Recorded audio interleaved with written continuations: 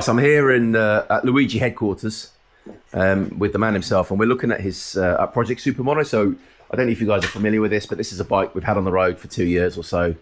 It's a bit of a toy, and so what? I mean, the bike ran and went, didn't it? It did. Yeah, it was good, but not very powerful. You got plans. So go on, talk through what it is and what we're trying to do. Right. So where were we before the compressor kicked in and so rudely interrupted us? So what have we got here? So this is a Supermono replica that came out of France because they've got a bit of a race series for them. But they race them, don't they? They actually run them on the track. Yeah, they race them over there.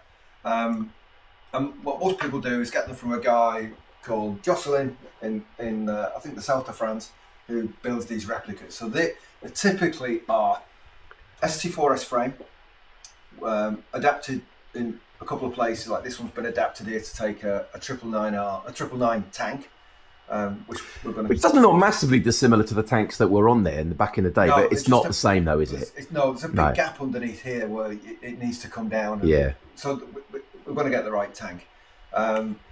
They run some sort of 750-900 SS swinging arm, as you can see, which is very similar in style to what the Supermonos had. This has got then, therefore, a motor out of a ST4S. This is a 996 motor, and we know it's an ST4S. This is quite a bit of an interesting bit of Luigi knowledge here, is it? Right, okay. So when you put the head upside down, and this is at an angle. Yeah. That tells you. Yeah, of course, because they couldn't get the valves in, could they? Because this tells you an ST4S because they needed to have more valve clearance for the inlet, which are 36mm and 30mm in exhaust. Because if they did both the same, it potentially the head would have hit the front wheel. So just to explain that, if you look at it that way, when it's horizontal, you can see it's tipped, and it's just because they couldn't get the large inlet valves in. It had to be slightly taller that side. Right. And they didn't do it on the other side because otherwise the head would have hit the front wheel. The head's hitting the front of the front tyre. That's right, yeah. So, but we've noticed lots of little things to fix on this, haven't we? But we're going to go through the engine later. Talk about the engine later. The engine separately. So this is what we've got currently now. And then we've got some sort of horrible, I think the monster from triple clamp. It hasn't got O-lings, but it depends how much when we run out of budget or not, whether we'll change those. Actually, well, that's useful. So if there's anybody out there that can tell us the specification or the specs of the original O-lings the bikes ran and the calipers, if you've got them. They've got.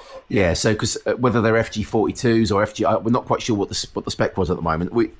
Just would save us looking up really. Or if anybody's got a set of O-lings from that sort of period. Yeah, would work for us. And then the thought process is we start with the brakes and the calipers and the fork bottoms. Get the forks right. That defines the triple clamps and the yokes, and that really gives you the front end done, doesn't it? So I'm pretty confident I've got my hands on a set of Supermono front discs. Actual. You heard it here, folks. Right, the real. So the one real deal will be some brakes. So if anything, it'll have the real discs on the front, and the main reason for doing that is they're quite small. In fact, compared to these, which are what? Yeah, because they were really, they were only like 8-inch wide, weren't they? They were tiny. The 280 or 290mm as against 320 or 330mm, wherever these are. Yeah, all right, so about 10 inch. So they'll look. The discs will look really nice on there, which means we'll have to get the fork bottoms changed. Yeah. So the spacing between the caliper and the forks is crucial. So we'll have to do something, even if we have to get them specifically made for whether we keep these forks or whether we get the right O-lings or similar O-lings, and maybe even if we can get the right calipers or similar calipers, because I think they would be physically smaller than those as well. Right. Because I've got a feeling they ran the DP, like the hop-up part, because the standard 916 fork calipers, they ran the slightly better version of that. I might look. Which do come up. I'm pretty sure I've seen some for sale. But again, if anybody knows and can specify exactly what they were, or a set of like from a 916. I might look at those because if they're physically smaller than this, because they're going to physically smaller discs, it would probably look better. So I might do that. But this is that looks like a 996 front end or an ST4 front end because that's the snowflake pattern. And the wheels, this wheel needs change because it needs to be a 3-spoke. Which I've got over there. on the floor there. Right. Okay. So we've got a donor wheel. Yeah. Yeah, that looks good. Right colour as well. And it should be that colour. Yeah, that's nice. The rear on this is 3-spoke. Is that an original? That's an original wheel. That's off an ST4, I think. Okay. Yep. And I've got a rear. I've got the rear on here is a 3-spoke. It's just the wrong colour. Yeah, it needs to be matched. I do have the matching rear to that. Oh, do you? Right. But I think it's a wider rim than this. Yeah. And I don't want to run a wider rim. What is that? 4.5? That one or a 5? Yeah, this is 4.5. 4.5, right. And this is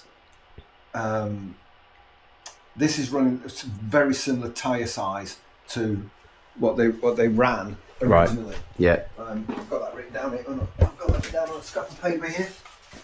I was checking this before. So originally they ran 165/55s, and this is a 160/60. Yeah. So because it's therefore very similar. Okay.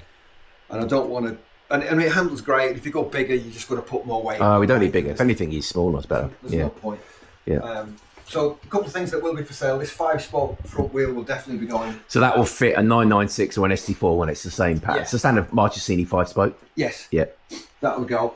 I mean, if I could get lightweight 3-spoke Marchesinis, because that's what were on it originally, I would be interested. Hands up. Yeah. Don't care what colour they are, because we'll paint them the right colour. We'll leave the shock. The shock's been. It should be an Ohlins, but maybe I'll get the spring painted. It's at least yellow to make it look right.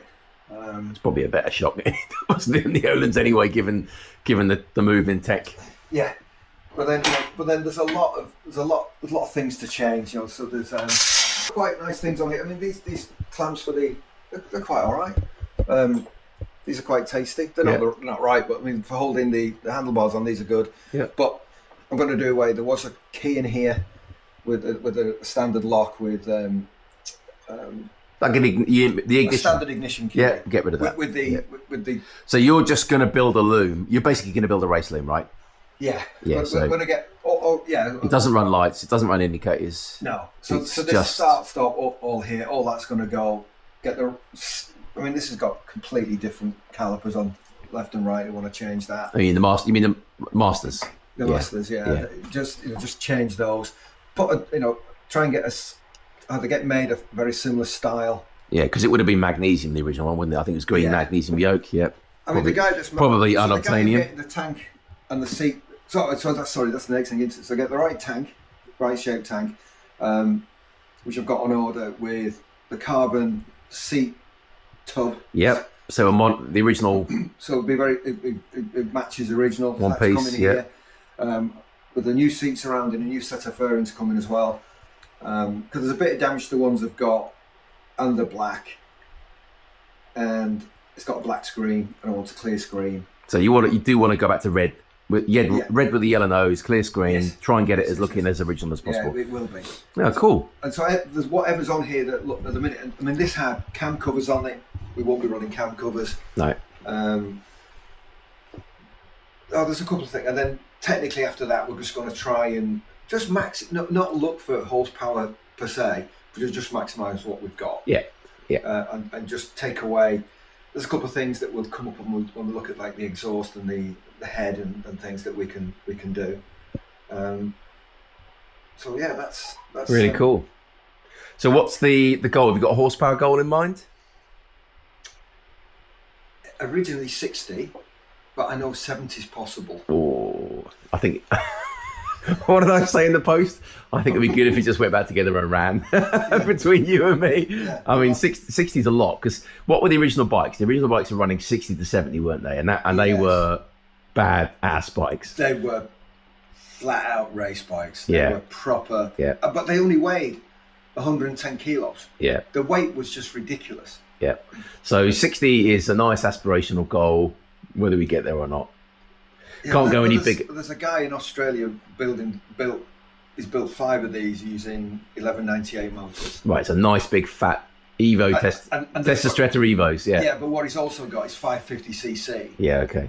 Right, so he's got a lot bigger straight. He's got a big capacity. Yeah, and the original Supermonos were 550, where this can never be more than 4.9 whatever. Yeah, exactly. Yeah. 498 or whatever. Yeah, so there's a limit. So we're limited slightly by the engine. Yeah. So this will always be under 500cc unless we change the motor. Yeah. and we'll talk about the reason why we're sticking to this motor when we do the engine bit. There's a specific reason for doing that. But if it doesn't work, we can always maybe modify an 1198 like this guy's done. Yeah. Because he's got all the bits to do that, to make it, and he's done the rocker on them. Yeah. So he's done a rocker system. So rather than having a balance.